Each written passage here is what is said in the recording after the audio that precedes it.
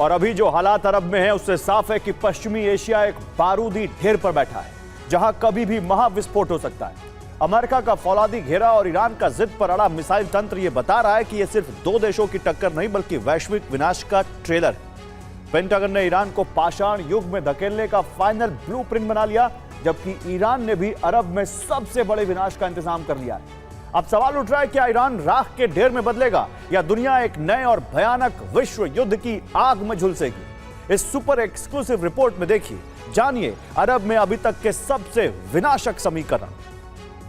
ऐसे संकेत मिल रहे हैं अगले 48 घंटे में ईरान पर फुल स्केल हमले शुरू हो सकते हैं।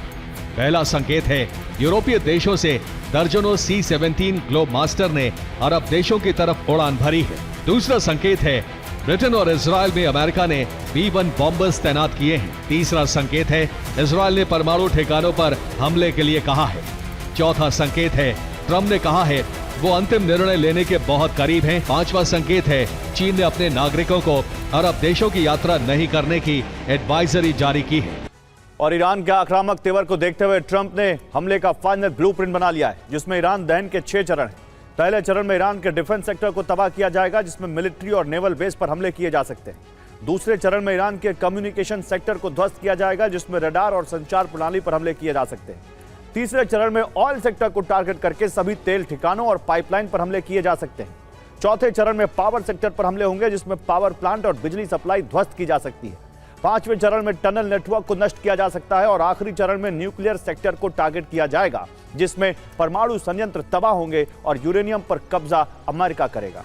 अमेरिका ईरान में तख्ता पलट कराना चाहता है, इसके लिए वो विद्रोह भड़काना चाहता है।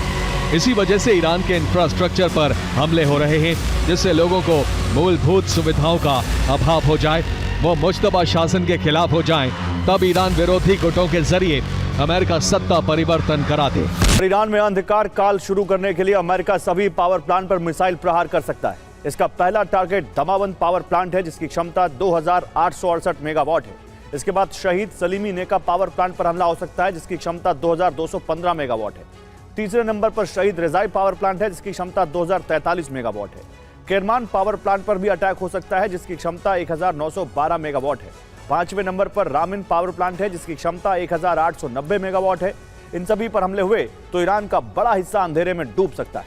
अगर ट्रंप ईरान में सत्ता परिवर्तन के लक्ष्य और परमाणु ठिकानों को नष्ट करने के इरादे से हमले करते हैं, तो इजराइल तुरंत इन हमलों में शामिल हो जाएगा। इसके जवाब में डोनाल्ड ट्रंप ने कहा है, संकेत मिलते ही इजराइल युद्ध में शामिल हो जाएगा, लेकिन अभी इसकी जरूरत नहीं है। सैटेलाइट इमेज में दिख रहा है, करमनशाह इलाके में सैन्य ठिकाने को फिर से तैयार किया गया है। सुरंगों के प्रवेश द्वार से मलबा हटाया जा रहा है, कई द्वार खोल भी लिए गए हैं।